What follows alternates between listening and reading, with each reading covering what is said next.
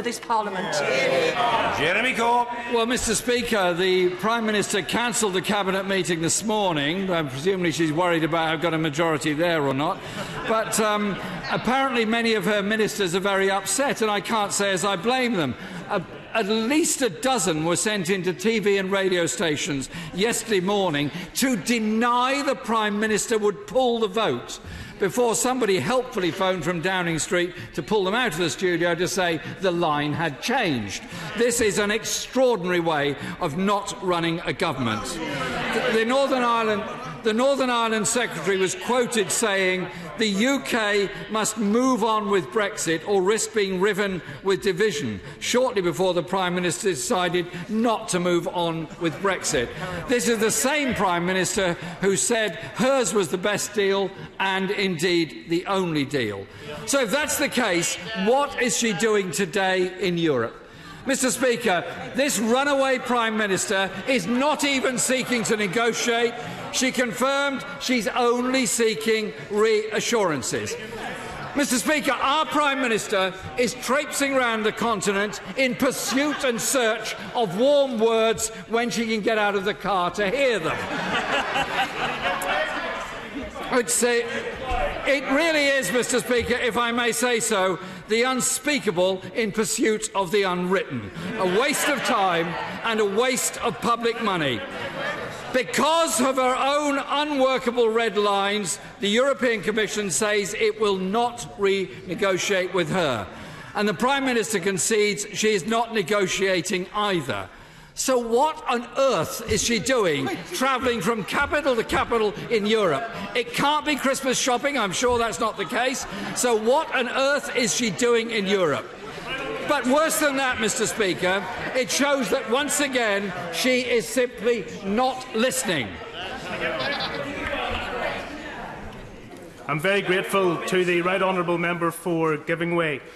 In ensuring the integrity of our union, does he agree that the only way you can deal with the backstop is to amend the legally binding text of an international agreement? Jeremy Corbyn. The red lines that the Prime Minister set out with this backstop became impossible, and because of her bungled negotiations, there is a greater chance of entering into an indefinite backstop. That is why one of the reasons we would be voting against this, as indeed I believe the honourable member would also. My right honourable friend for giving way. I know that there are legitimate concerns about the Northern Ireland backstop, but will you agree with me it's not only the backstop that's a problem with this deal? Can you remember a time in British history when the Prime Minister of this country and the Chancellor have recommended a course of action, their deal, which will make people worse off according to their own analysis? Jeremy Corbyn. I can't recall a time when any government has come to the House to promise something that will make people worse off and then blindly continue to go ahead with it. It's not only the backstop that's a problem, Mr Speaker. Many will not vote for the blindfold Brexit on the basis of a 26-page wish list that's attached to it. It fails to guarantee frictionless trade that the Prime Minister promised. It fails to maintain membership of vital agencies and programmes. It fails to ensure rights and protections will be kept in place, and fails to provide a comprehensive customs union with a UK say. And on the latter point, Mr Speaker, I welcome the former Brexit Minister Lord Bridges for his endorsement of a permanent customs union, saying it could be the basis for a parliamentary consensus. Yesterday, following her statement, the Prime Minister failed to answer a single one of my questions. So last night I wrote to her, together with the leaders of the SNP, Plaid Cymru, the Liberal Democrats and the Greens. We set out 5 questions to the Prime Minister. Sadly, she's not here to answer them.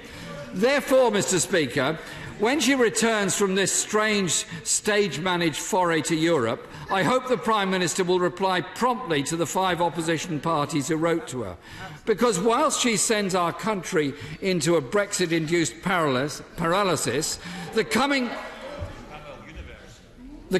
winter threatens the deepest crisis in our NHS. Homelessness and rough sleeping continue their unrelenting rise. The local government funding settlement is delayed yet again, meaning our very hard-hit councils can't start budgeting for next year, and neither can the police, facing rising violent crime because their funding settlement is delayed too. Another government contractor, we learn, is at risk, and thousands of jobs too, as Interserve teeters on the brink of collapse. And all the while, the economy is slowing, high streets in crisis, shares tumbling and the pound plummeting. This isn't strong and stable government, it's weak leadership from a weak Prime Minister.